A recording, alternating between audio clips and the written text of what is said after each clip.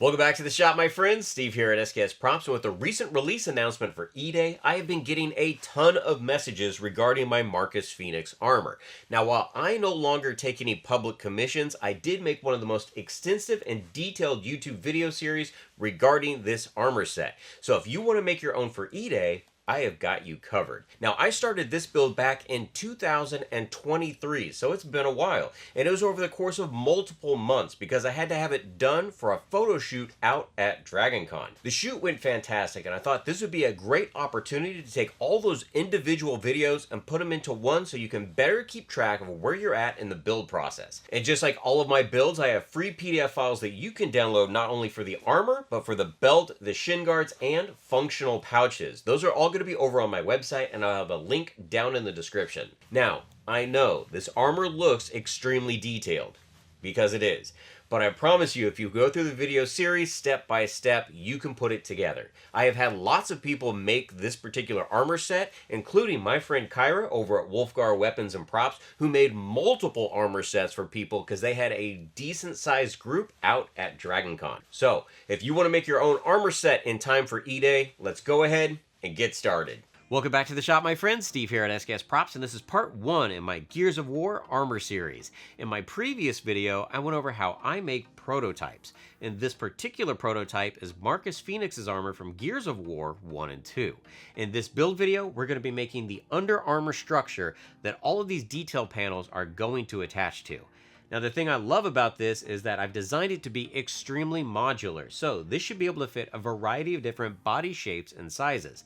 The other thing I really like about it is I know how creative you all are, and that you could probably take patterns like this, not have anything to do with Gears of War, and use this for something really creative, and I would love to see that. Now, just like always, this is made completely out of my HD foam, which you can find over at Blick Art Materials. And if you want to support the channel, by all means, go through the links that are in the description section and those that are on my website.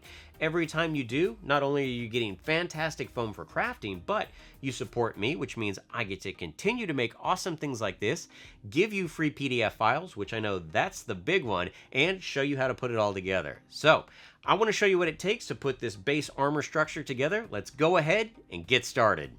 I'm going to start with part A. This is going to be transferred and cut out of some 6mm foam 2 times.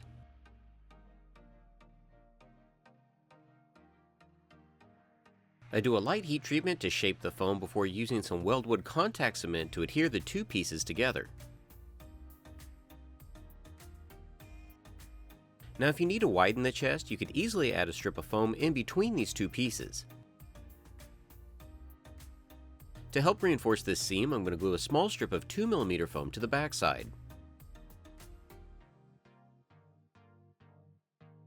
To get the curve that I want for this top piece, these darts need to be glued together.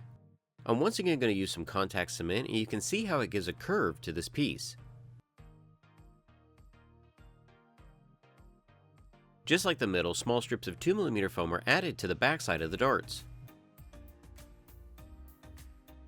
To make up the sides of this armor, I'm going to use part B. Part B is also traced and cut out of some 6mm foam 2 times.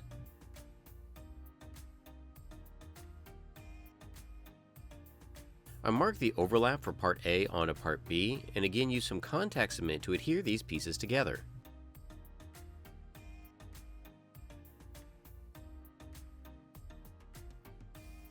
Part C is going to make up the stomach, and this is also cut out of some 6mm foam. If you need more room in the stomach area, feel free to add additional material on the sides. I'm going to start by gluing the top of part C to the back side of part A.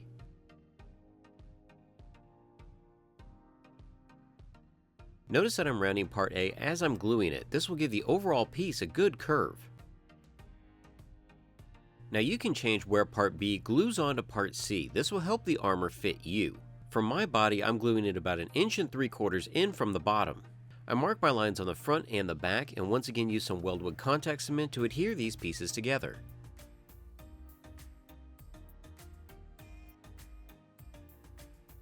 Now I'm going to take a smooth sanding drum on my rotary tool, and I'm going to soften the transitions in between all these pieces. This is going to help the armor panels that we're placing on top have a better contour to the overall piece. The back of this under armor is going to be made up of part D. Now notice there's more material here on the side than is normally necessary. Feel free to add or take away so that the armor fits you. This is also traced and cut out of some 6mm foam before being manipulated with a little bit of heat.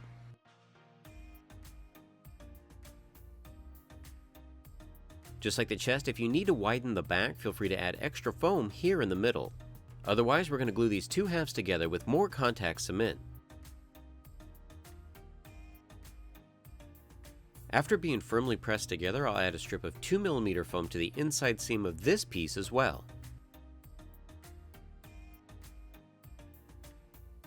I don't want to glue the sides together quite yet, so I'm going to use some spring clamps to keep these in place for now. Part E is going to make up the straps that are going to attach the front and the back of this armor together. These two pieces are also going to be cut out of some 6mm foam. Again, you're going to want these pieces to fit you, but my strips are approximately 11.5 inches long.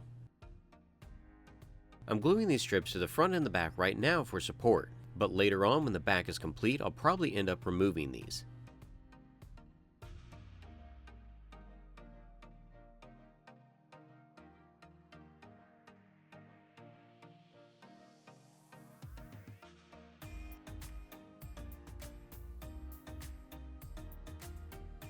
Welcome back to the shop, my friends. Steve here at SKS Props, and this is part 2 of my Gears of War armor build series. In part 1, we went over how to fabricate and put together the under armor structure for this chest piece. In this video, we're going to go from this to this. In this build video, we're going to be blocking in a bunch of the panels that make up the front of Marcus's armor. And just like a painting, this entire build is going to need to be done in layers. This is basically our underpainting, and then we're going to add details on top. And because of that, this video is going to be the front, the next video is going to be the back, and the video after that is going to be the top. This all has to be done in layers strategically to achieve this type of a volume. Now, if I was making one, wouldn't be that big a deal, but I'm showing you how to put all this together, and that is the challenge. Now, this build is completely made out of my HD foam, which you can find over at Blick Art Materials. So I want to show you what it takes to put the front of Marcus's armor together. Let's go ahead and get started. I'm going to start the detail panels with part A. This is going to be traced and cut out of some 10mm foam. Large bevels will be made around this piece using a smooth sanding drum. A little bit of heat is applied to help smooth out the foam after the sanding process. I draw a guideline about ½ inch from the top. This is going to help me with the placement of part A. Weldwood contact cement is going to be used for the majority of this build, while also using Bob Smith superglue around the perimeter of the pieces. With this armor roadmap in place, I can now move on to part B. Part B is also going to be traced and cut out of some 10mm foam. Now the thing to note here is I sanded larger bevels along the outside and the top, while having smaller bevels in the middle and the bottom.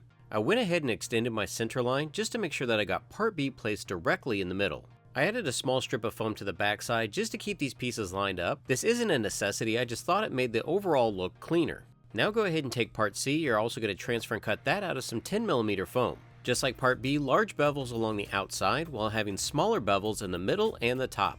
More strips of thin foam are added to the backside to glue together the part B and part C pieces. This entire section can now be attached to the base armor under part A, and you can see how having the center line really helps line everything up properly. Now the base armor is bigger than our panels. Additional material will be removed once all the panels have been glued on.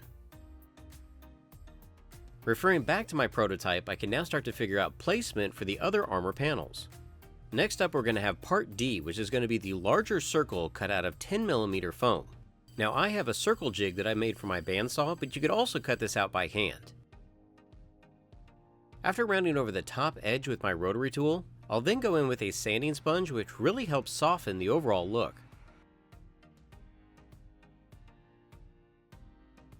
Now I'm going to cut out part E, which is the smaller circle out of 4mm foam. Part E can now be glued onto part D, and as you can see, it gives a really nice layered effect. To help the circles stick out from the sides of the chest, part F is cut out of some 6mm foam 2 times. These are going to be glued around the perimeter flush with part D. For placement, the top of the circle is going to be about 1.25 inches down from the top of part B. I also add a strip of 10mm foam as a spacer on the side. This is going to give this piece more surface area to attach to the base armor. I also beveled the inside of part F. This is going to help conform to the rounded shape of the base armor a little bit better. Do your best to line them up equally on either side, and realize that you can use some force and press the foam into the shape you want. With the circles in place, I can now take part G and trace and cut that out of some 10mm foam. Now the very outside edge of part G is raised, and to achieve that I'm going to glue part H underneath. This piece is going to be cut out of 6mm foam.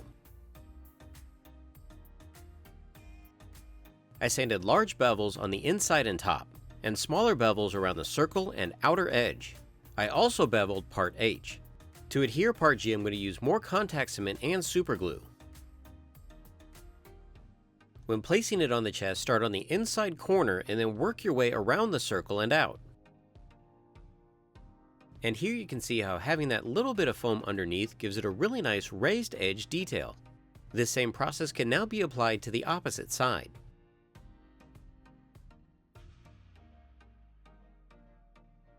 Part I is going to go under the circle and is also cut out of 10mm foam. This piece will also have larger bevels along the outside and smaller bevels along the circle. Now while gluing part I into place, I'm also rounding over the base foam armor. Once attached, it will give the armor a gradual curve which will better match my body, and as a plus side, the armor will never go flat. Part J can now be traced and cut out of some 10mm foam. For this piece, I sanded large bevels all the way around.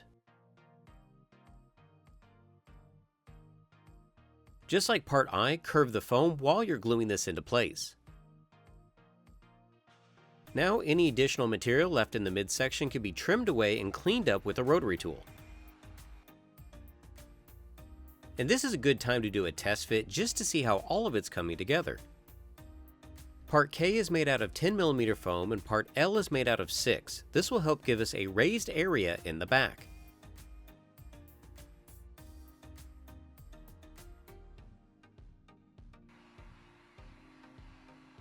Larger bevels are going to be sanded around the perimeter of this piece. A little bit of super glue and part K can be firmly pressed into place. And don't be afraid to squish the foam to make these pieces fit together better. As a detail strip behind these pieces, part M is going to be traced and cut out of some 6mm foam. And as you can see in the video, I'm leaving a small gap around. To add some additional detail, strips of 2mm foam are added to the top of part K. And I have some very small gaps, so I'm going to cut some triangle wedges and glue those to the sides. To finish off the side of the circle, part H is going to be traced and cut out of 10mm foam. This piece will have small bevels all the way around and is glued into place. As a large side chunk of armor, part O is going to be traced and cut out of 10mm foam. This piece will have large bevels all the way around and is glued onto the back side of part I. Here you can see how all those panels line up, and I'm still curving the foam as I'm adhering them. Part P is going to be made out of 6mm foam. Here's a good example of two pieces that are slightly different. Because all these armor sections have to fit together just right, you sometimes have pieces that just don't quite line up. Feel free to cut custom armor panels, especially on the side here, to cover any gaps that you might have. You can also add any additional panels that you might need just to help flush the armor out. So at this point, we're going to wrap up this part of the video. The front is looking good, and we're going to be moving on to the back.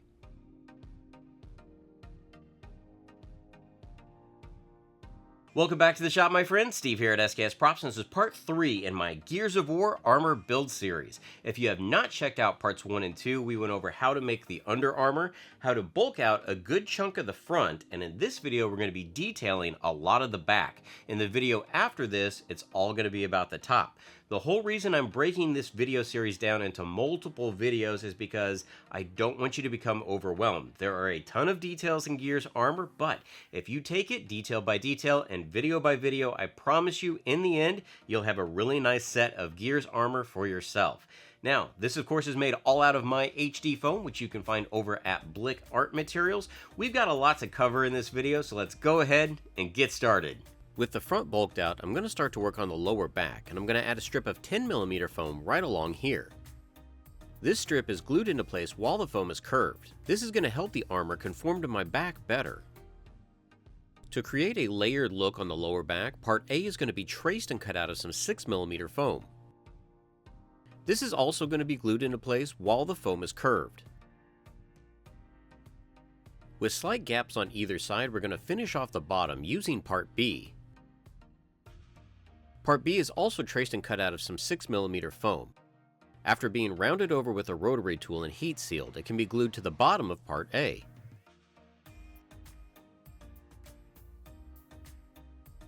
The overlapping foam on either side is marked and then glued onto part B. A belt will go in here later on, but we'll address that with final details. Go ahead and take part C, which is going to make up the bulk of this back section. This template is going to be traced and cut out of some 10mm foam. Now notice there are two marks on my template. There's a glue mark and a spacer mark. Contact cement is going to be applied and glued up to this lower mark. Because of the strain this foam is going to be under, I glue some strips of 2mm foam over these seams. The top mark for the spacer is where we're going to glue in part D. Part D is also cut out of 10mm foam, but it has 20-degree angles on either side. Once glued into place, this is going to separate these two halves while also giving it a distinct curve in the middle. Part E is also traced and cut out of 10mm foam and glued at the top. And it's pretty cool, with both these in place, it creates a really nice compound curve in the back. Part F is going to help reinforce this curve, and it's also cut out of some 10mm foam. This piece is going to be rounded over on both sides with a rotary tool before being heat sealed and glued into place.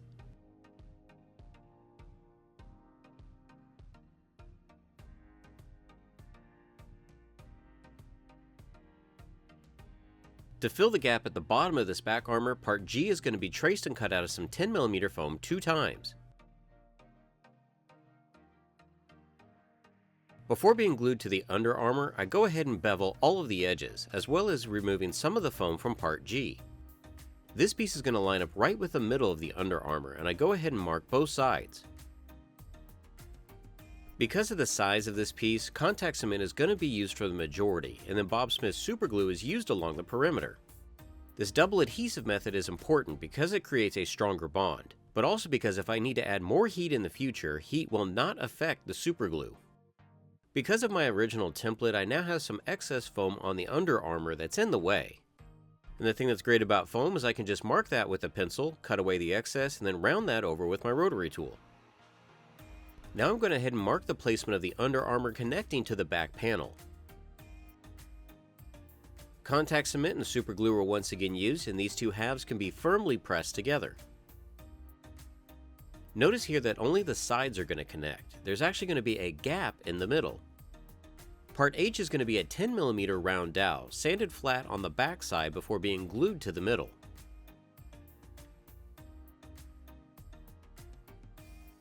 Part I is going to butt up to this dowel, and it's going to be traced and cut out of some 6mm foam. This piece is going to be placed about 3/8 inch from the bottom.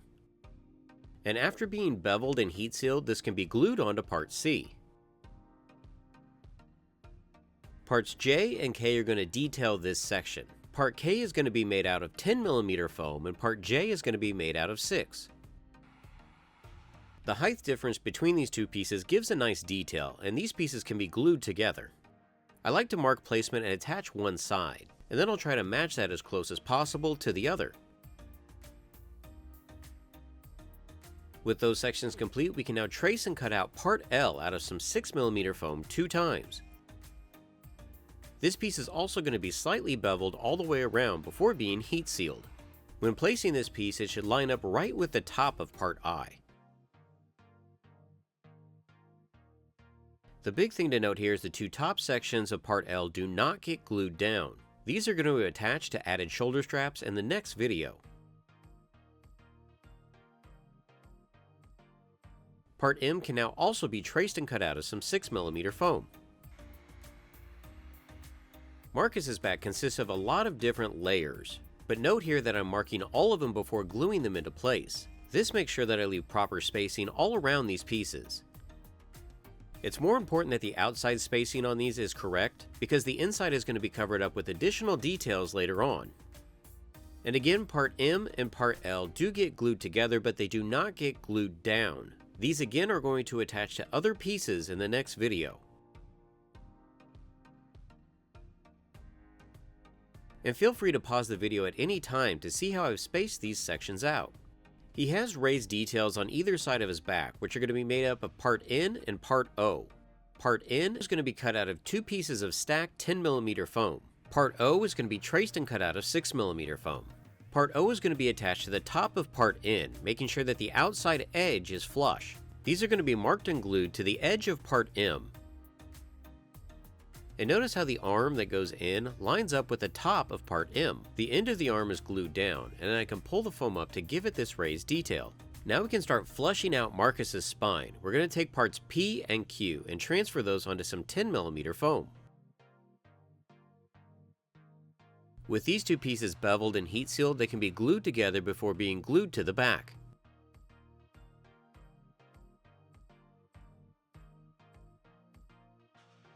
While I'm figuring out placement for this piece, I'm constantly checking it with part R to make sure I have enough room.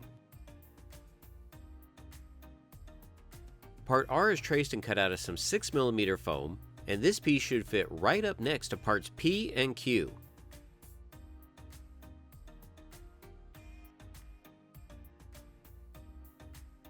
Now if any of these don't make a tight seam, feel free to cut customized pieces for your build. Part S is going to be traced and cut out of some 6mm foam. This is also beveled and heat sealed before being glued to the spine.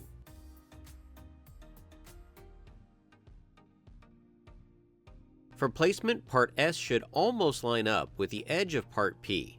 As of right now, we have a large gap in the middle, so let's work on covering that up. Part T is going to be traced and cut out of some 6mm foam, the very bottom of it being cut at a slight angle. This angle will help it sit flush with the back panels. Part U is going to be traced and cut out of some 10mm foam. With this piece beveled and heat sealed, the 2 part T sections can be glued to either side. Part V can now be cut out of some 6mm foam, and this is going to cover the gap at the bottom. Feel free to cut away any additional foam.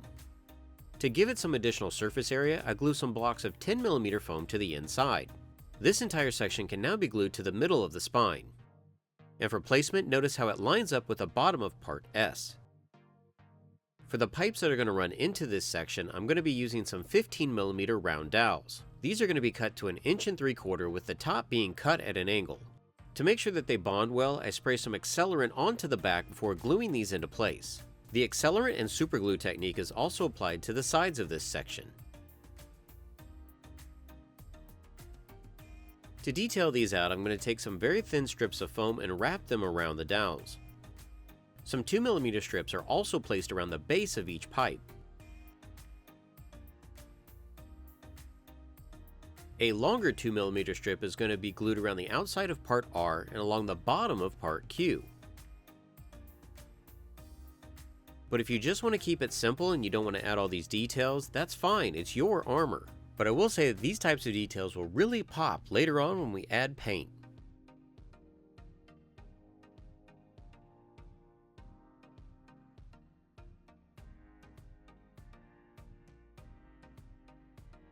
Here I'm going to add some additional strips around the pipes just to help match the game a little better.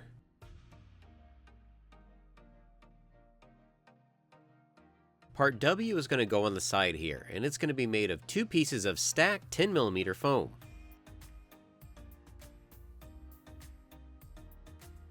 Once these pieces have been glued to either side, a strip of 2mm foam can be glued on top. This adds another layer of interest but also helps cover that central seam. Part X is going to be made out of some 6mm foam, and this piece is going to cap the top of this back panel.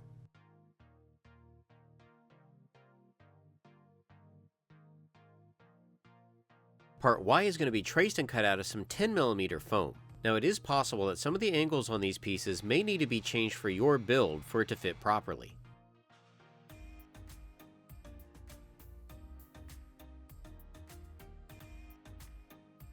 Part Z is going to cap this entire section, and it's going to be made of 3 pieces of stacked 10mm foam.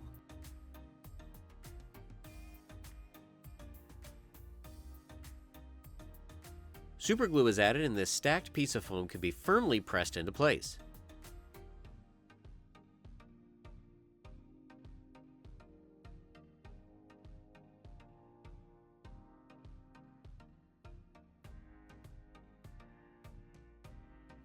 Just like before, a strip of 2mm foam is going to run across this entire section, covering all of those seams.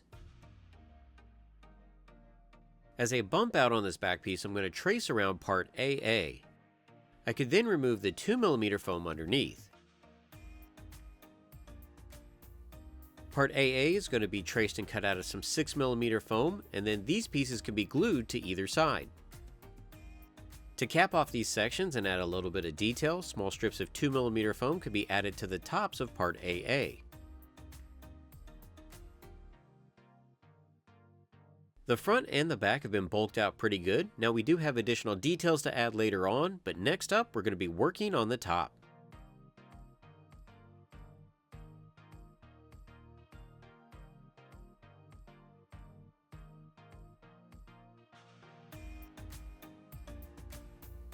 Welcome back to the shop, my friends. Steve here at SKS Props, and this is part 4 in my Gears of War armor build series.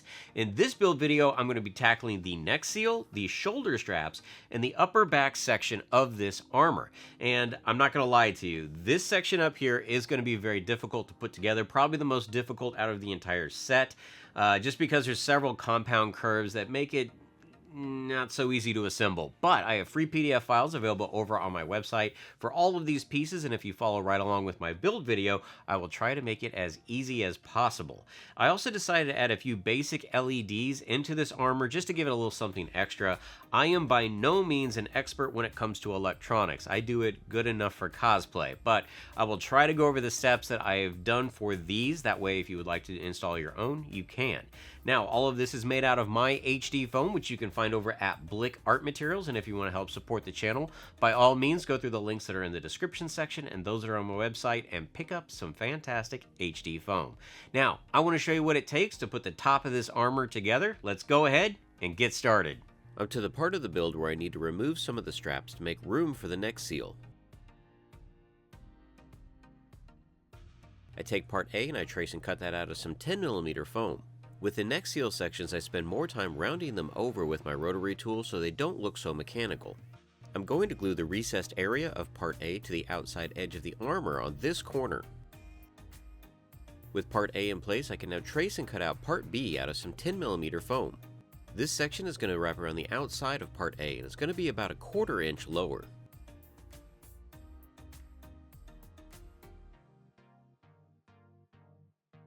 Now I need to give this neck seal some rigidity, so I'm going to take the 3 neck spacers and glue those to the back of the armor.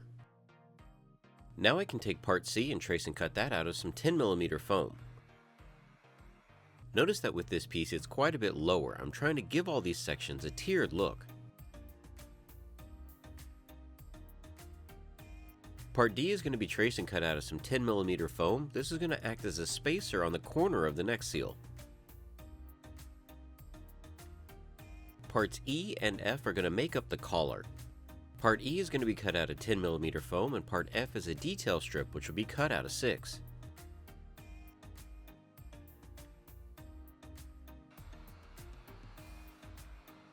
I use my rotary tool to round over all the edges and to taper the back end. These sections can now be glued to either side, leaving a gap in the middle for part G.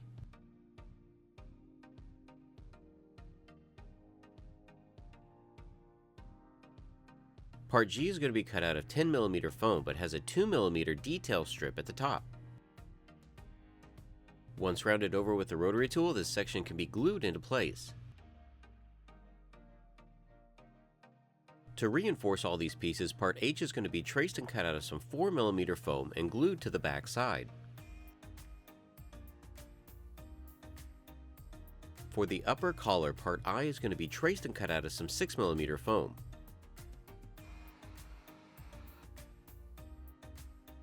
Now with all these sections, my head barely fit through, which looked great, but if you needed to, you could always decrease the thickness of these pieces to give your head more room.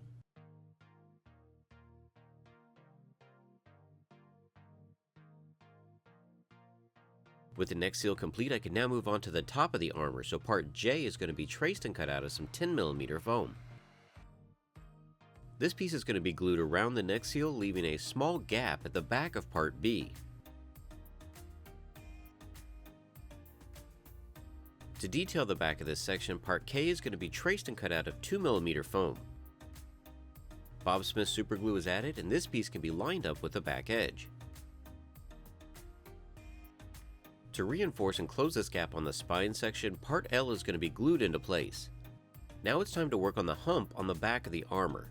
I'm going to take my half circle, part M, and transfer and cut that out of some 10mm foam. Part N is going to wrap around this piece and can be traced and cut out of some 6mm foam. Using superglue, part N will wrap around, giving it this half circle curve.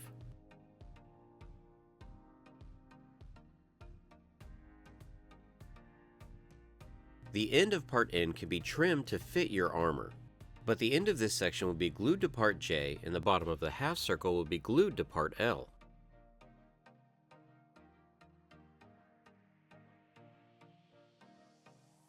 With that in place, part O can be traced and cut out of some 4mm foam. It's going to wrap around the outside. Just like part N, the very end of part O can be trimmed off to fit your armor. Superglue is added, and then part O can be wrapped around, creating this stacked section.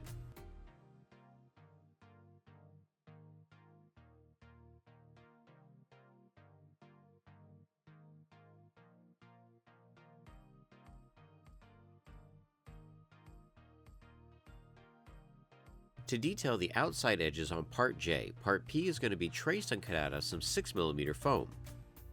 These can be glued to either side, lining them up with the bottom of the piece. Now we're going to start bulking out the shoulders, but before we do that, we need to add some more foam to the under armor. Part Q is going to be cut out of some 6mm foam and is glued to the outside edge of the shoulder straps.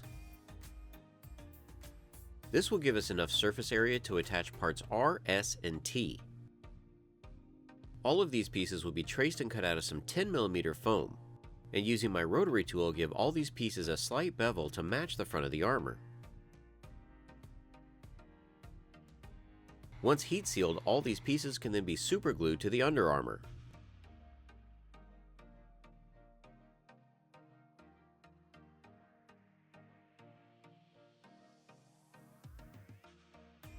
This section is just a spacer cut out of 6mm foam, so just cut something that fits in your area. Part U is going to be cut out of 10mm foam and it has a slight angle in the front. This is going to be glued at the back of the strap to help support the shoulder armor. With all these sections coming together, I can now attach the inside edge of the back armor to the bottom of part J.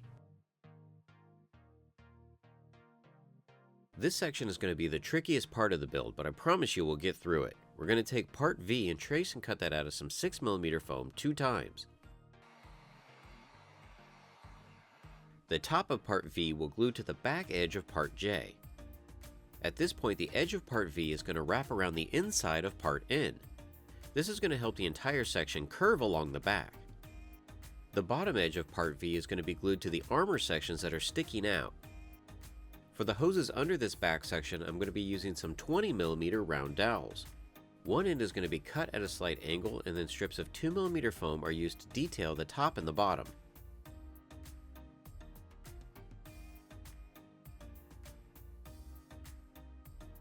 Once these hose sections have been glued into place, additional strips of 2mm foam were glued around the middle.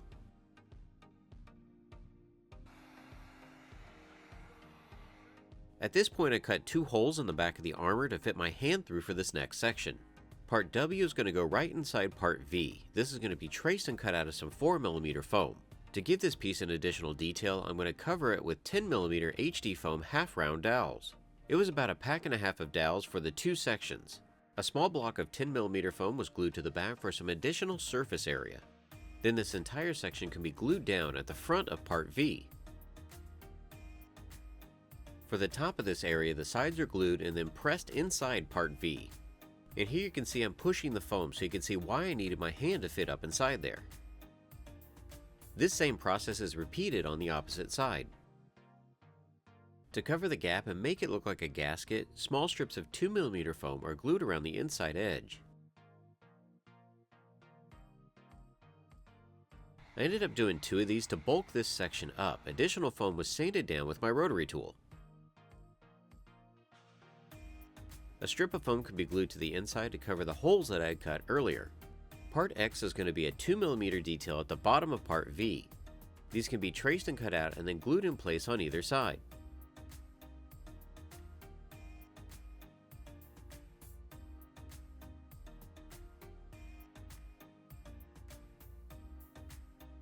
Strips of 2mm foam are also glued to the back of part J to cover this seam line.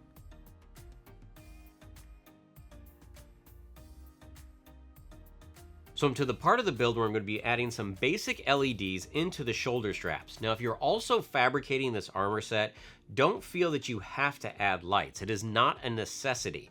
I'm putting these in here as a frame of reference in case you would like to try to add your own. But if for cosplay purposes, if I wasn't doing this, when it came to the painting process, instead of putting lights in, I would just paint each one of these sections blue and it would be fine, all right? So just don't feel intimidated or you can't tackle this project because of lights. Add paint in here and you're fine. Now I'll also say the battery pack that I'm using for this is way overkill, but it's because I do a lot of commercial work. So when we have commercials or all-day conventions, I do not want my batteries running out. So again, for practical purposes, what I'm using may not necessarily be the best option. There are lots of people out there that do electronics that are a lot better at it than I am. This is just one way of doing it. So here I have a 12-volt battery pack with 12-volt LED strip lights. Before I continue, I first make sure to check the connections for everything are good. I'm going to use some styrene as a base for my LED shoulder panels. These strip LEDs can be cut at each one of these intersections. I'm going to be using 3 light LED sections and soldering positive positive and negative to negative. Here you can see how the panel is set up. I do a test to make sure the connections are good before attaching the leads to the panel.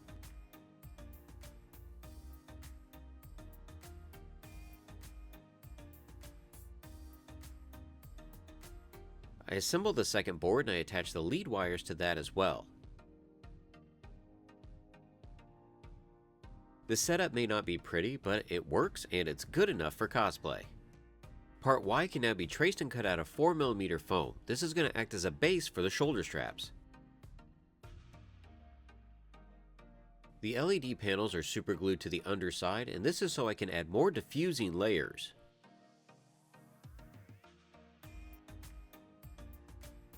I'm going to use a couple layers of high density packing foam as a diffuser. I don't know where, but this came with one of my online orders. Here you can see where the shoulder straps are going to line up with the chest armor, and these can now be glued into place using some super glue and contact cement.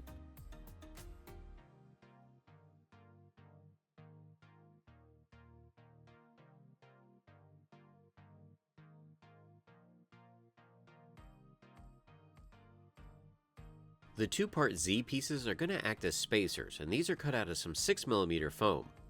Notice that they're slightly shorter widthwise, but they line up perfect front to back.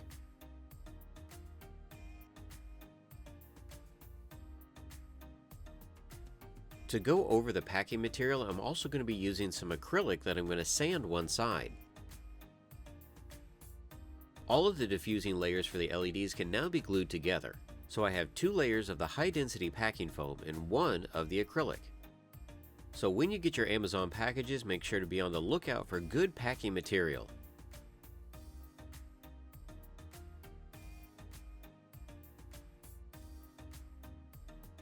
Now Marcus's lights have a slight raised edge detail, and to achieve this I'm going to use part of this blue plastic cup.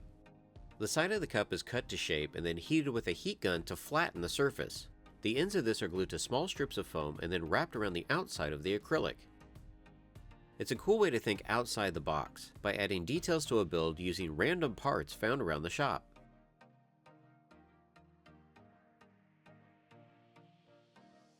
To cover the shoulders and lights section, part AA is going to be traced and cut out of some 4mm foam. The inside areas of this are rounded with my rotary tool before gluing it into place.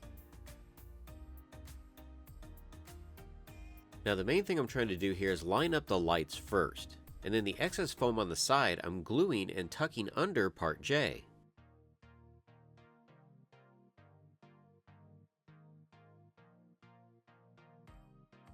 Now both sides of the shoulder armor can be pressed into place. And you can see how having the spacers slightly smaller underneath gives the shoulder strap a unique shape.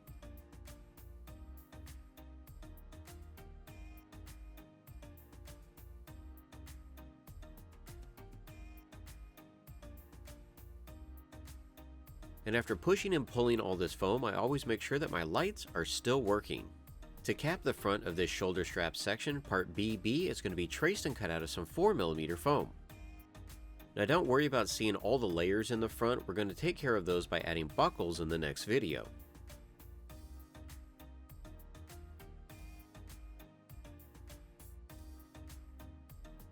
Part CC is going to act as a detail strip that's going to run along the bottom of the shoulder armor. These are also going to be cut out of 4mm foam and they're glued along the sides and the back.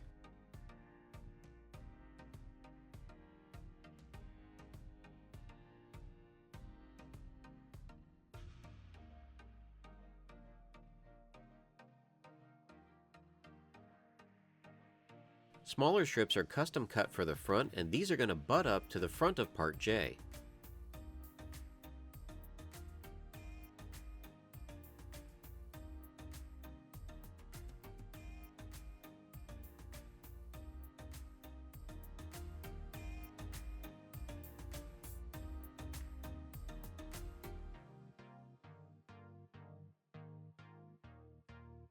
There are so many details in this build, but we're getting close, and we're going to be adding the final buckles and rivets in the next build.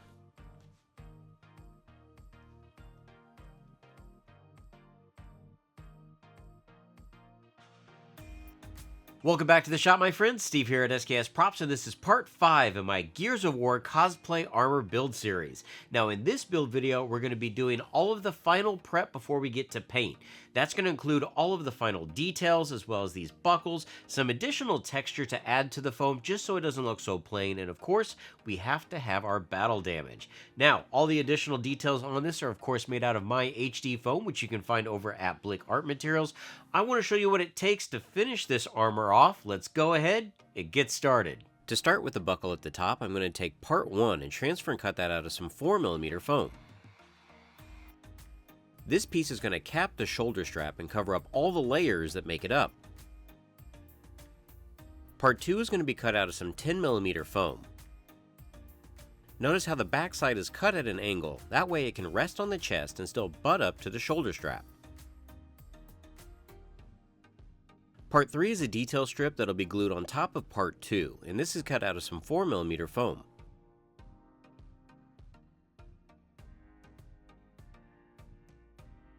A small strip of 2mm foam is glued right in front of part 3. With these details, you could add whatever you like. Don't feel that you have to completely follow my design.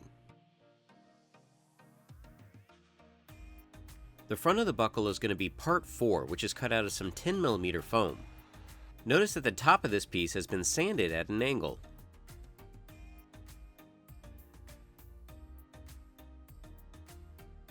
An additional strip of 2mm foam is glued onto the top of part 4.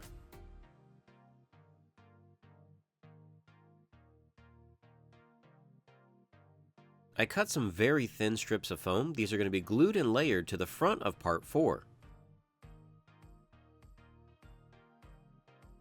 The nice thing is all these details are really going to pop once paint and weathering is applied.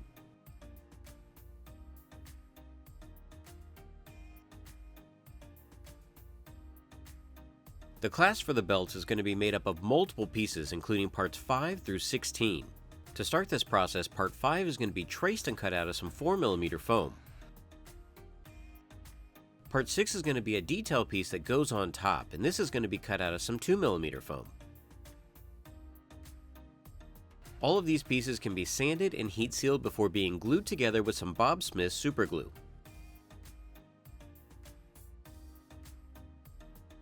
I draw on rough placements of parts 5 and 8. But to make up the gap between these two, part 7 will go underneath, and this is cut out of some 2mm foam. With part 7 in place, part 5 can now be glued down to the chest armor. Part 8 is going to be traced and cut out of some 4mm foam. This is going to have multiple pieces glued on top. Part 9 will make up a strip of 2mm foam that will be glued to the front of this piece. Part 10 will be traced and cut out of some 4mm foam, and part 11 will be cut out of 6. Once all these stacked pieces of foam have been glued together, it does a really good job of giving the illusion of a functional buckle. Now be aware that once all these pieces are glued down, the belt does need to attach to them, so that does need to angle towards the middle of the back. Once I'm happy with the placement of all these, I can measure it out and start to replicate the process on the opposite side. I added a few pieces of extra foam just to bulk up a couple of the sections. The next piece of the buckle is going to be part 12, which will be cut out of some 4mm foam.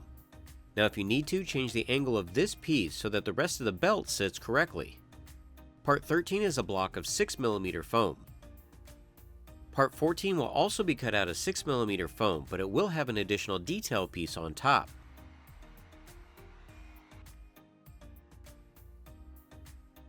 For part 15, I score some 2mm foam with a hobby knife. By applying some heat with my heat gun, it will open all of these cuts up. I can now take my template and trace onto this piece the size and the shape that I need. Just like the tinfoil technique, it's a fairly simple process, but it does a great job adding additional details to this piece.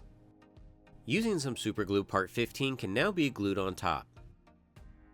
Part 16 is going to make up the very back of the buckle, and this is also cut out of some 6mm foam. So now I can glue the two halves together using some contact cement and super glue. With the two halves glued together, I can now sand down the transition between the two pieces. This is going to allow the armor panels that I glue to the sides to sit properly. Starting in the back, part 17 is going to be traced and cut out of some 10mm foam. Using my rotary tool, this piece is going to be beveled and heat sealed.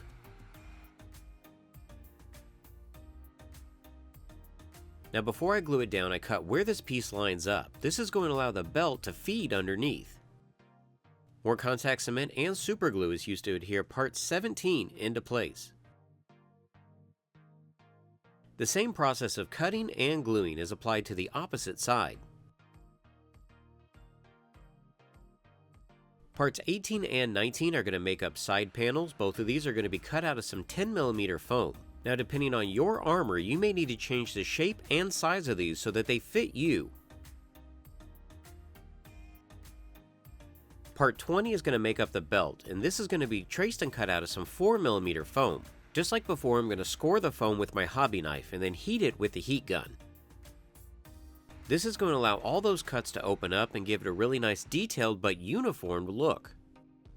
This section of the belt can now be glued right behind part 16. The rest of it can be glued down, but notice that I feed it under part 17. Part 21 is going to be a strip of 10mm foam.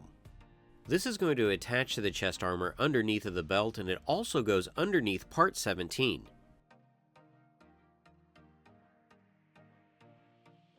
Part 22 is a small spacer. Again, change the shape and size if necessary. Part 23 is going to be the belt cover, and this is going to be traced and cut out of some 6mm foam. Using some super glue, it's going to line up with this seam right here, and the belt will go underneath. I can now do all of these same steps to the opposite side of the armor. And again, feel free to make custom side panel pieces for your armor. Mine here are just a suggestion.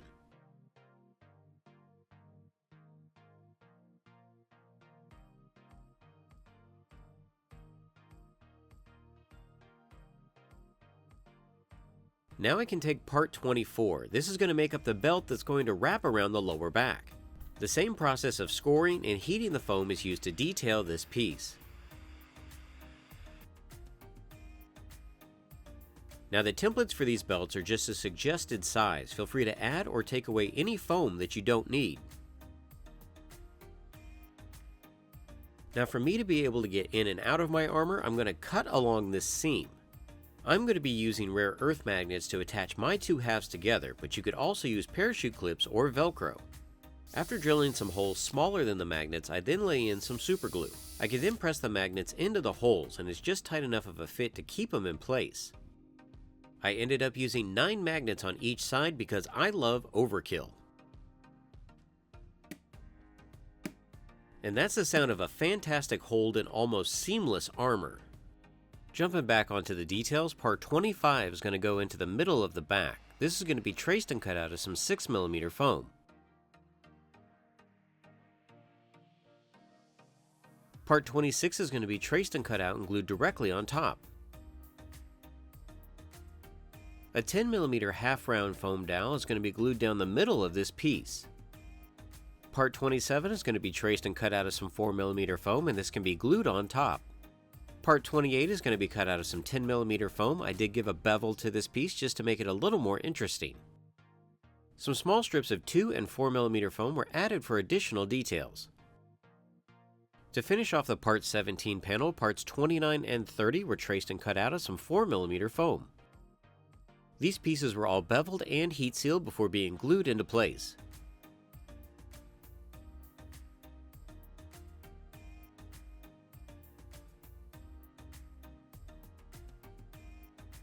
Moving back to the shoulder straps, I used some 15mm round dowels to simulate a hinge. Then I could take part 31 and trace and cut that out of some 6mm foam. This piece was lined up with the middle of the shoulder strap as best I could. The clasp for the front is part 32, and this is cut out of some 4mm foam. To finish off the top, part 33 is also traced and cut out of some 4mm foam. Small blocks of 10mm foam were cut and glued to the side of the round dowel. 15mm half-round dowels were glued into place to cover up the seams that made up the shoulder straps. And like I said before, feel free to add your own details to your armor. To bulk out the shoulder space, part 34 is going to be traced and cut out of some 10mm foam. This piece is going to be rounded over on either side with a rotary tool just like the neck seal. Once painted, this will hopefully look like a softer material compared to the metal.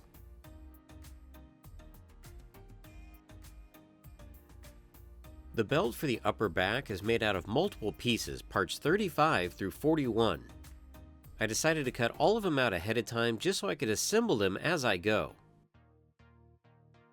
After all the pieces had been sanded and heat sealed, I could start gluing them to the back.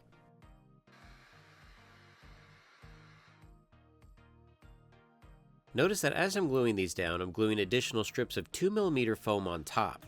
This varying detail in the layers is going to be a lot more prevalent once paint is added.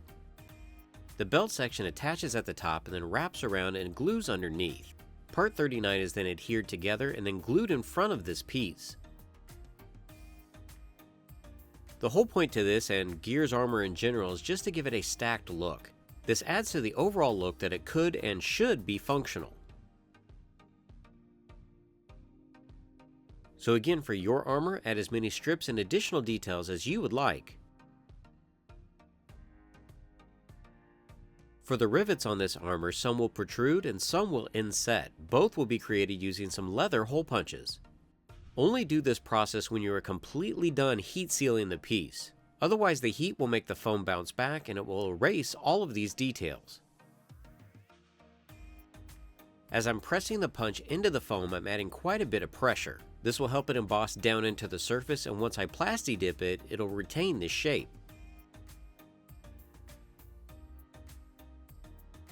For the protruding rivets, I'm adding just a little bit of super glue in the circles directly to the foam. Having two types like this, I think is more visually interesting than if all of them were inset or all of them were protruding. And I'll add some photos at the end of the video, that way you can freeze frame it and look and see where I added rivets throughout the piece.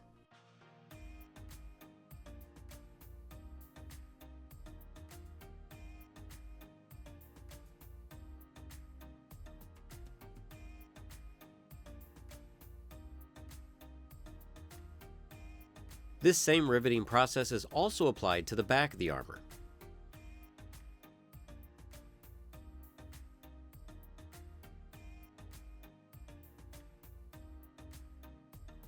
At this point the foam is really smooth and I'd like for it to have a little bit of texture. So I'm going to be doing the tinfoil method, but similar to how I had done for my Elden Ring armor. Most of the time you'd want to heat up the foam and press the tinfoil into it. That'll give you a really strong detail. But the other way is to heat up the foil and press it onto the foam. This gives you a completely different look, much more like pitted metal, as it embosses certain areas. It's more of a time-consuming process, and make sure you wear an oven mitt or something like that so you don't burn your hands. For the battle damage, I selectively choose areas and I use a stone bit on my rotary tool. Since I can't go back and reheat this foam, this helps cauterize these cuts much more than a sanding drum.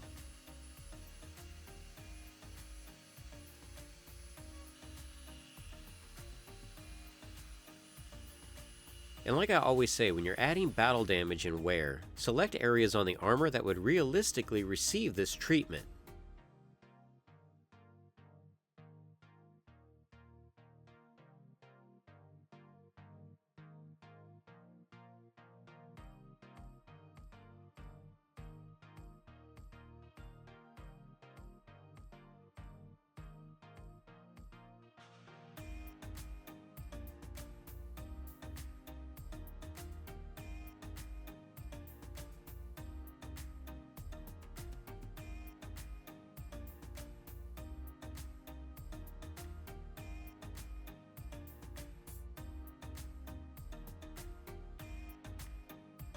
Welcome back to the shop, my friends. Steve here at SKS Props, and this is part 6 in my Gears of War cosplay armor build series. Now, in this build video, we finally get to move on to my favorite part, and that is adding paint. We're going to take this from a raw foam chest piece, and by the time we're done with it, it's going to look like battle-worn metal. I promise you that.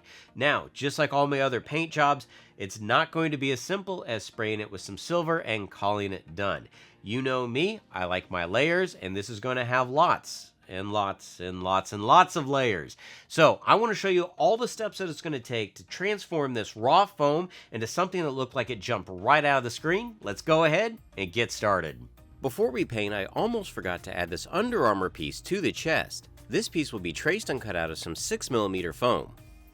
A rotary tool and a heat gun are used to round over the edges before this piece can be glued to the backside of the armor. It's just another detail that shows a softer lining compared to the hard metal armor.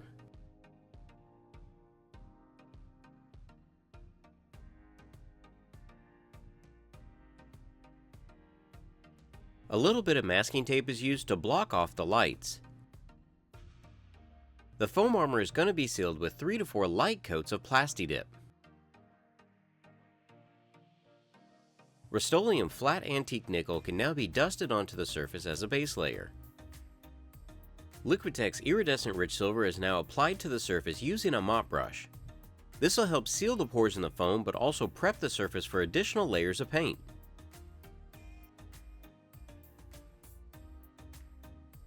So the armor isn't just gray, some dirty down spray is lightly added to the surface. Parts of this can then be removed with a damp paper towel until I get the desired look. These layers can now all be sealed using a dusting of Valspar flat sealant. To smooth out the foam even more, I'm going to apply a thin layer of graphite powder. This is rubbed into the surface using a paper towel before being buffed into a higher sheen. Liquitex Mars Black can now be applied to all of the soft parts, the neck seal, the shoulder guards, and the under armor we just glued on.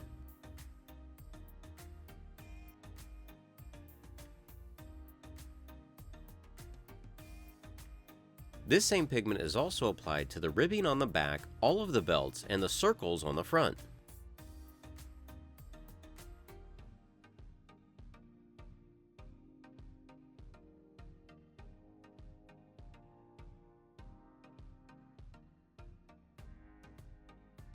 A very watered down mixture of Mars Black can now be applied to the entire surface.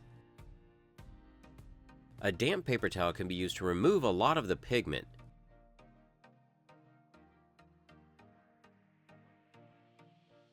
But the main point here is that the paint gets down into all of the details that I added in previous videos.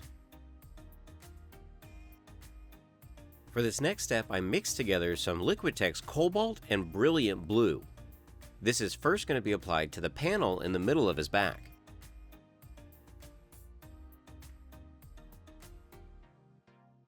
It's also painted onto these small detail strips. Making a stencil out of poster board, I could also apply the paint to the circles on the front. Liquitex Iridescent Rich Silver can now be used to highlight some of the battle damage. I also use it to paint certain areas on the armor because I don't want them to all be the same hue.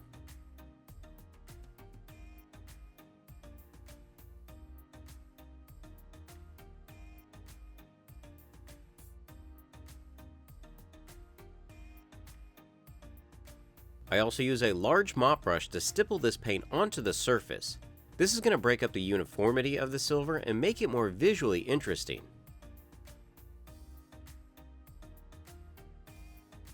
Some of the paint can be removed in certain areas. Using the side of a small filbert brush, I apply more of this pigment to the armor panels, giving them an edge highlight.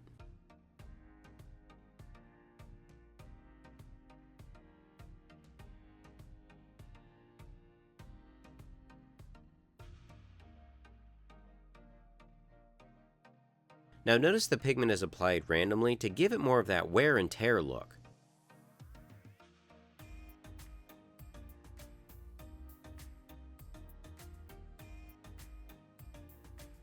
Iridescent bright silver is applied to some panels to make them stand out.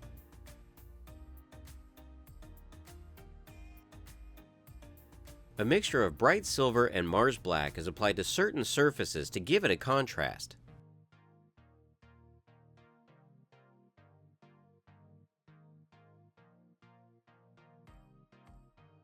Removing the tape, I also need to address the exposed foam surrounding the LEDs.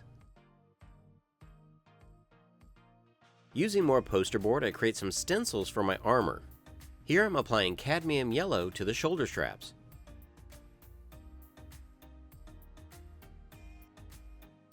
For the warning triangles on his chest, I start with some cadmium yellow.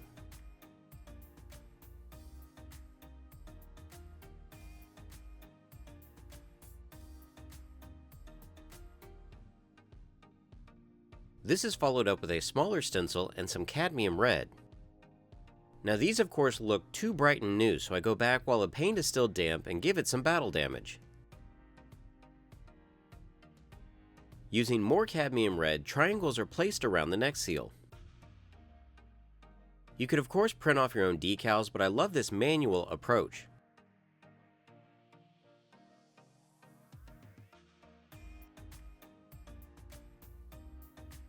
For the skull in the middle, I drew on the back with some graphite and then I traced this onto some poster board.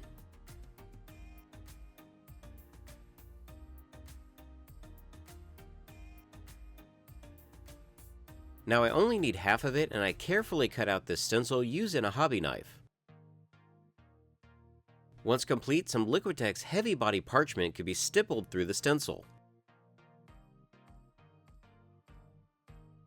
Now this one didn't come out quite as clean, but I can go back in with a detail brush and my black and silver mixture.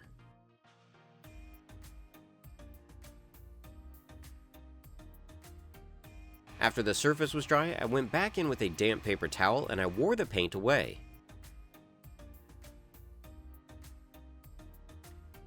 This gives it a really natural, worn look. More details are added to the bottom of the chest, once again using my cadmium yellow and red. All these paint areas definitely need to get worn down to make it look as though this armor has been through a lot. There are some additional details in the circles on the front. These are a little more difficult and almost had to be completely hand painted. So for areas like this, get a small brush and a steady hand.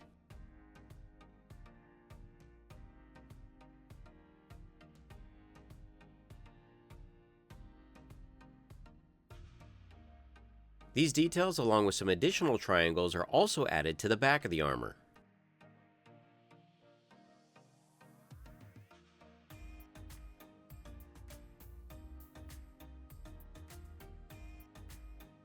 Just like the front, the detail for the middle of this back piece was cut out of some poster board. Once again, I only needed half. I could flip to the opposite side and stipple on more parchment. Once the paint had been applied, I scrubbed away part of this surface to give it a weathered look as well. I mix up more of the bright silver and Mars black, this time adding a little bit more black. This pigment is painted onto all of the rivet heads using a detail brush. And it's subtle color shifts like this that really make all these layers pop.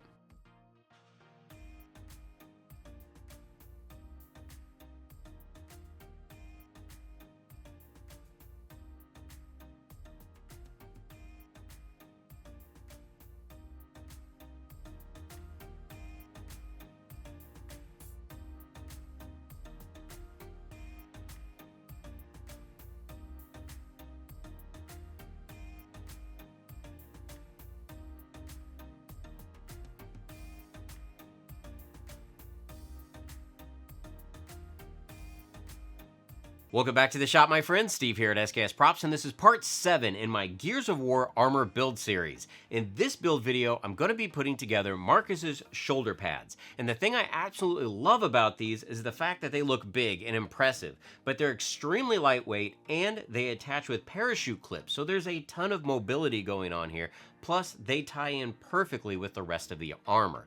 Now, just like everything else in this series, they are of course made all out of my HD foam, which you can find over at Blick Art Materials. And I of course have free PDF files available over on my website that you can download in case you would like to make your own armor. So, I want to show you what it takes to put Marcus's shoulder pads together. Let's go ahead and get started. For the main body of the shoulders, I'm going to take part A and trace and cut that out of some 10mm foam 2 times. To give it a compound curve, the dart that runs up the middle is glued together using some weldwood contact cement.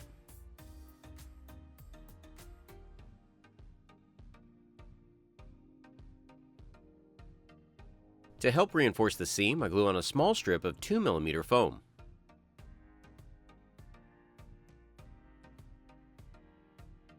Using my rotary tool, I give all of the edges a slight bevel. Then I can heat seal and curve it a little bit more using my heat gun. Part B is going to be traced and cut out of some 4mm foam. These are going to make up the detail strips that go in the middle. By using a hobby knife to lightly score the foam and then using my heat gun, the foam will open up. This is a fantastic way to get some really clean detail lines on the project.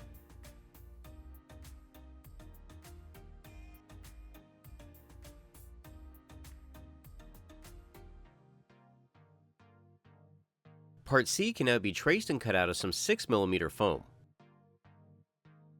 Once cut out, these strips could be rounded over with a rotary tool and heat sealed. Now the thing to note here is that while gluing them to the shoulders, I'm rounding the base structure. This is going to help the shoulders keep that rounded shape and they won't ever go flat. Using part D, these smaller detail panels can now be traced and cut out of some 2mm foam and adhered to the shoulders. Small strips of 2mm foam are used to cover the gaps between parts B and D.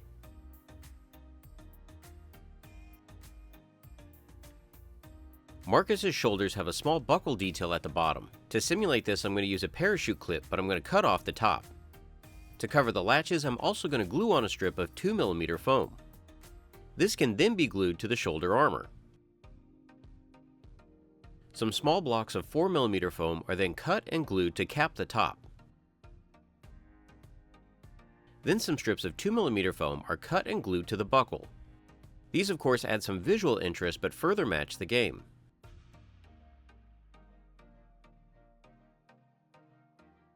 To build up the armor plating, part E is traced and cut out of some 4mm foam and then glued to the surface. On the template, I've included this strap detail that's going to go on the top of the shoulder armor. It's made out of various pieces of 2, 4, and 6mm. You just need to cut all these out, round them over, and heat seal them. Now I'm of course building this as I go. I don't have a build video or template to go off of. So here I'm going back and trimming away some of part B. After this section has been removed, I can start to glue this buckle detail into place. And here you can see how some of the sections are in place of part B and some go on top.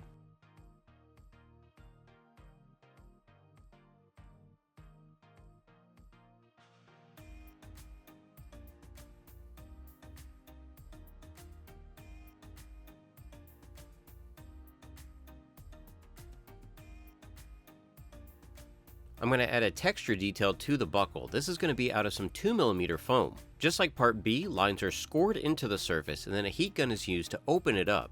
From this I can then trace and cut out the size that I need and glue that to the buckle.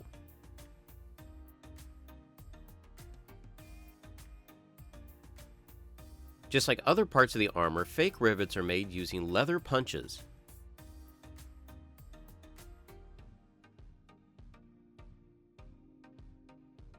And just like the chest armor, some of the rivets are protruding, and sometimes I just use the leather punch directly on the foam. To cut the holes in the shoulder pads, I'm going to use a Forstner bit. My HD foam is sturdy enough that it's not going to tear it, it's going to cut pretty clean. These are going to be replicated to match the template, and I'll end up having 10 holes per shoulder pad. Using a large punch, I create some circles out of 4mm foam. A small cut is put down the middle of each, and then my heat gun is used to open that up. Each circle is then glued into the recess using some super glue. Going back to my smaller punch, I add some inset rivets to match the game.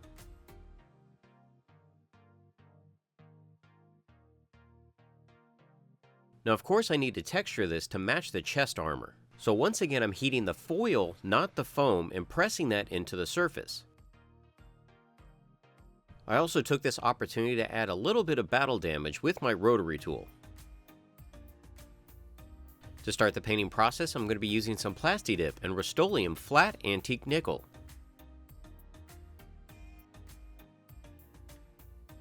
Liquitex Heavy Body Iridescent Rich Silver can then be applied to the surface using a 1-inch mop brush.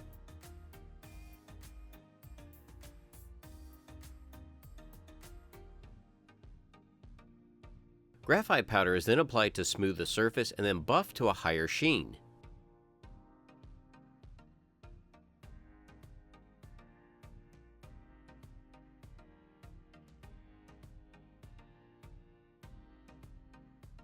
For the detail straps that run down the middle, these are painted using some Liquitex Mars Black.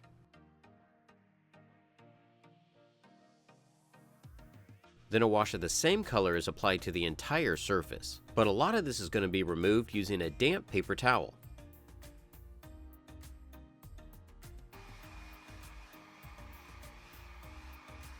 Going back, I'm using some more iridescent rich silver on the bottom panel. And just like the chest, even though this is all silver, there's lots of different various hues. A large mop brush is used to speckle the surface.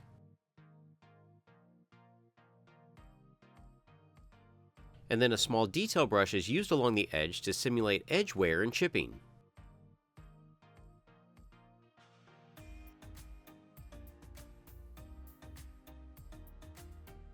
The panels at the top are slightly darker, so I mixed together some iridescent rich silver with a little bit of Mars Black. This same color is also used on all the inset circles and rivets.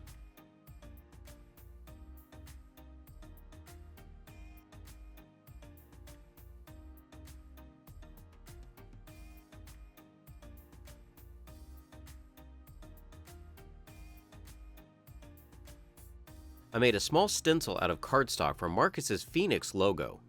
Liquitex parchment is then applied on top of the stencil to give me a general location. With these as a reference, I can now paint in all of my detail lines without having to freehand each one.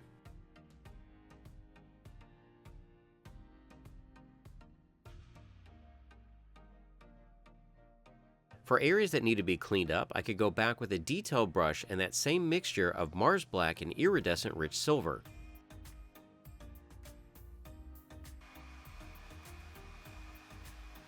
Now, just like I had done on the chest, these decals are a little too clean.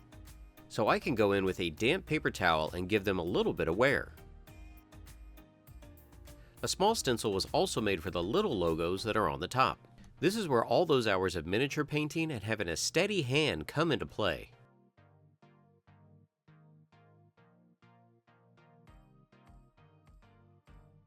Using the rectangle and triangle stencils that I had made for the chest, I can add those details to the shoulder pads as well. These are going to be painted onto the surface using some Liquitex cadmium-free red. To attach the shoulder armor to the chest, I'm going to be using parachute clips and 1-inch nylon. This is going to allow the shoulder pads to be removable for transport, but this is also going to give a decent amount of mobility while wearing the costume. Using a combination of hot glue and super glue, one end of the parachute clip is glued into the chest. Once in place, I can then measure exactly how much of that needs to stick out to attach to the shoulder pad. The placement is marked on the underside and then glued into place. I also added a section of 2mm foam on top just as an additional support. And you can see here when attached to the chest, it fits perfectly.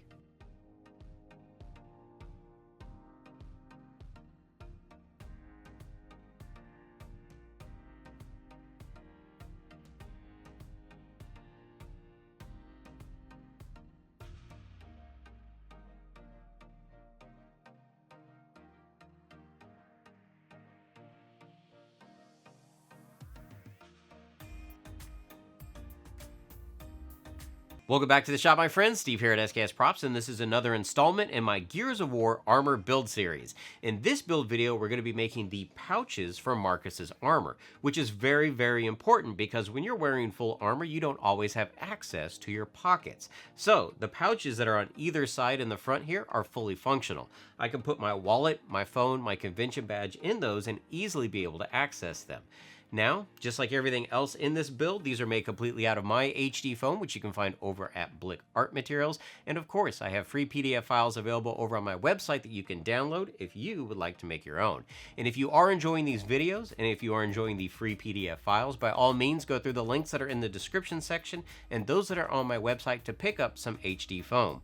When you do, it supports me, it supports the channel, and it means I get to continue to make awesome things like this and show you how to put it all together. So, I want to show you what it takes to put Marcus's pouches together. Let's go ahead and get started. I started by making a paper template specifically designed to fit the size of my phone, wallet, and badge.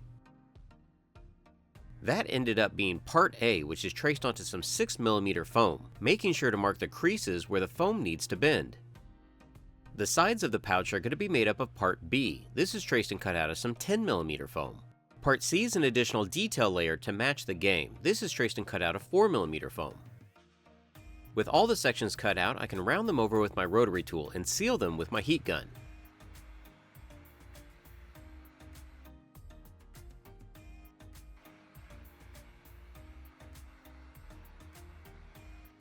And notice that the crease areas have been sanded in a V shape. This will allow the foam to bend in on itself.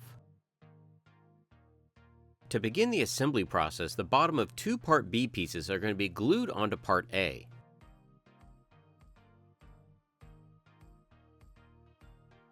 Once these have been attached, the front of the pouch can then be glued to the sides of part B. This same process is applied to the back of the pouch. A small bead of super glue is applied along the edge and then attached to the sides of part B.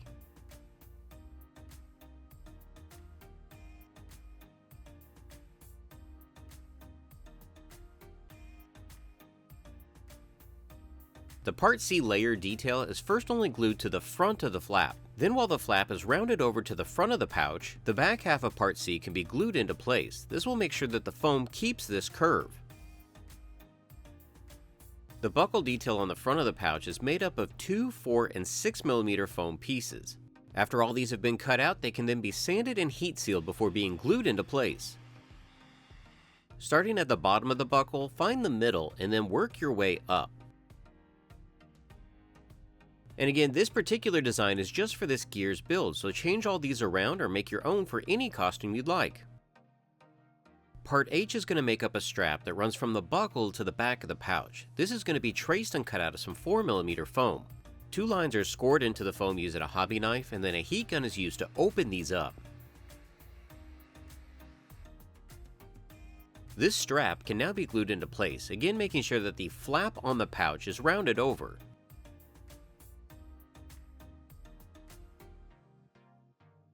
This same process is repeated for part I, which is going to go on the front of the pouch. For an additional detail on the front, parts J and K are all cut out of 2mm foam. 3 horizontal pieces are glued to the vertical strip, and then that entire assembly can be glued to the front of the pouch.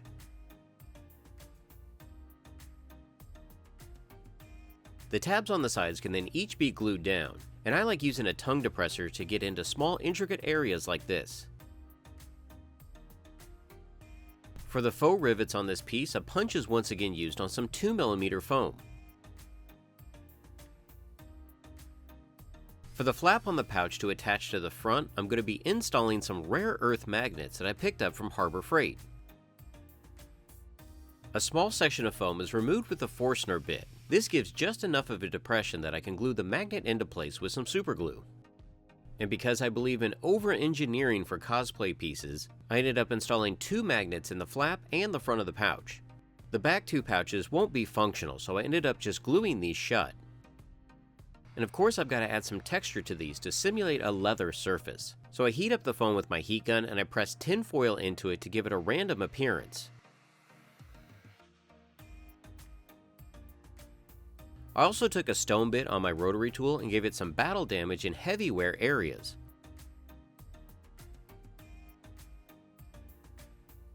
To seal my pouches, I'm going to be using a couple light layers of Plasti-Dip and some Krylon red oxide primer. After the Plasti-Dip and primer had dried, a wash of Mars Black was applied to the entire surface using a 1-inch mop brush.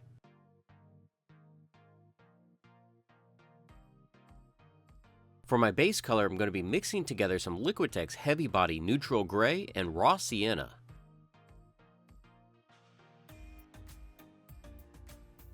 Dark brown, dirty down aging spray is then applied to each pouch.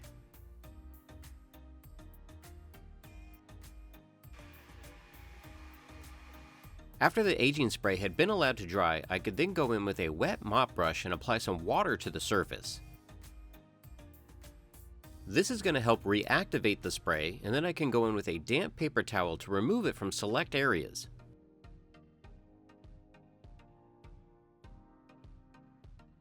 Now of course water could continue to reactivate this spray, so I'm going to apply some Valspar flat sealant.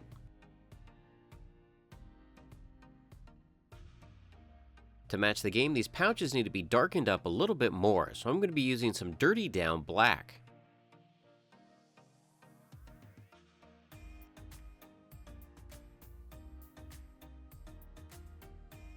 This time around, I'm going to be a lot more specific of where I remove this spray, specifically on heavy wear edges.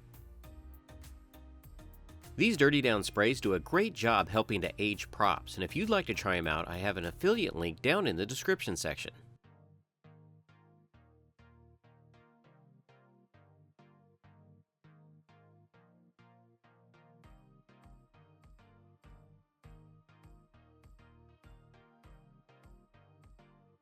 After this process, these pouches also have some flat sealer applied.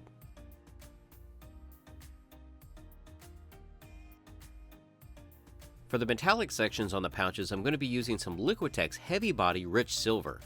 This is going to be applied with a filbert brush to all of the buckles.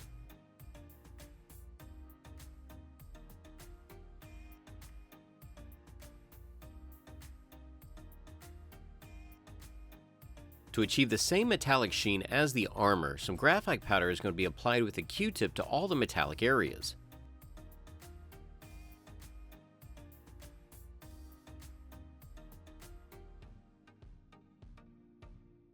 Now at this point I felt the pouches needed a little bit more wear and tear, so I was able to go in with a sanding drum and sandpaper and rough up the edges.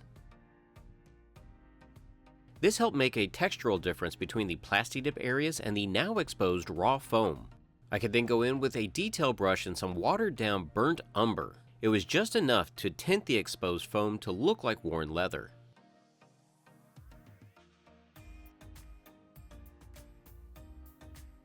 In the end, I'd say these did a pretty decent job simulating some faux leather pouches for this Gears of War build.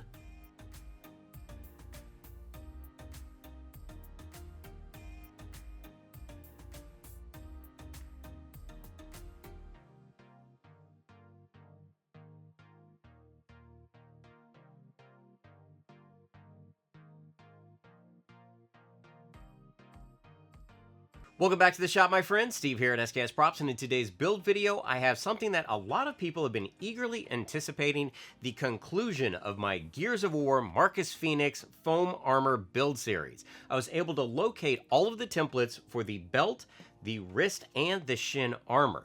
Now, this is not going to be a standard step-by-step, and that's because people that followed my Instagram know I built the belt and the shins within 2 days, and I did not record any of it because I was building at lightning speed to get the entire costume done for a photo shoot down at DragonCon. The photo shoot went fantastic, all the images came out, but sadly, no recording for these. But I have over-engineered the templates so that you can look at them and see exactly how all the pieces go together. So it should not be a problem, and I can't hold your hand forever, and with E-Day fastly approaching, you want to make sure to download those templates to make your costume ready for an upcoming Comic-Con.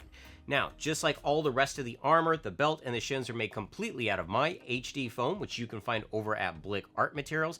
And if you like these series, if you like the free templates, by all means, go through the links that are in the description section and those that are on my website. Every time you do, not only are you getting the best foam on the market for crafting, but you're supporting me, you're supporting this channel, which means I get to continue to make awesome things like this, give you free PDF files, we all know that's the big one, and show you how to put it all together. So let's go ahead because I want to give you a brief rundown on the belt and the shins. Let's get started. The first thing you're going to notice is that I did add some 3-volt 5mm LEDs into mine. This is not a necessity, and if you didn't want to do that, you could easily just paint these blue and enhance them later in a photo editing software. Also, the cod piece is attached with a parachute clip. I would recommend to do something like that versus making it a static build. That way you can sit down in it or freely move your legs. If this does not have the ability to move, walking makes it very difficult.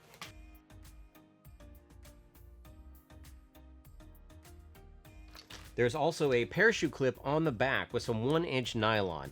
This is how I attach the belt together, and then I'll just hang some black fabric over it. Nobody will ever see it because most people don't look at the back anyway, even though Gears of War, 99% of the details are on the back. You could also cut this back or extend it just to make the belt fit you. So bear in mind that I did make a note of it on the template. When it comes to the pouches, they're going to line up with this piece here and try to space them out evenly around you, especially if you're going to do the magnetic clasps like I did so that they're easily accessible for your business cards or your cell phone. The wrist armor mimics the belt quite a bit, it's just a little bit smaller. Once again, you notice I did add some LEDs into mine. That's not a necessity, and if you didn't want to do that, you can just paint these blue. Just like the bigger belt, I also used the 1-inch parachute clips and nylon straps just so I could put them on my wrist without having to take my gloves off. You know, it's comforts like that. If you need to get out of your costume real quick, that's a quick and easy way to do it, is always to be using parachute clips. And it's a lot more sturdy and secure than Velcro.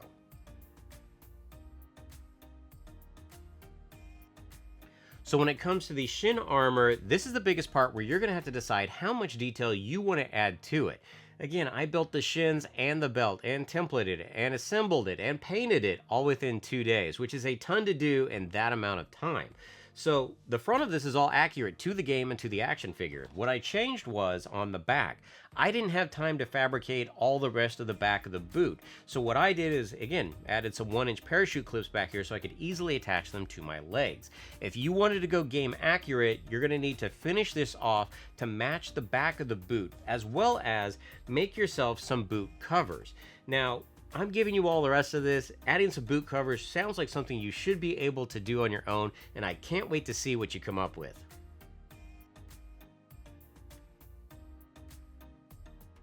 And some people had asked about the torque bow that I used in my photo shoots, and that I built back in 2017. So that was a long time ago, and way before I started doing videos or keeping any of my templates.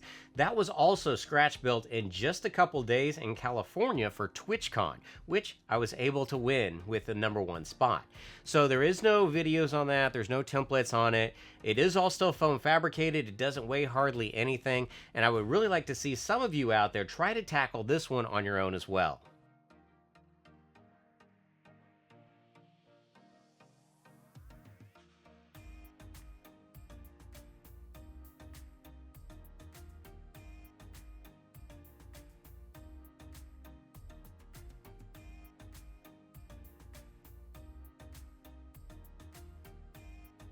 So if you're interested in making your own Gears of War armor set, all of the PDFs are now available over on my website for download. And if you are building any of my builds or utilizing HD foam, be sure to tag me at SKSProps on Twitter and Instagram because I want to see your creations.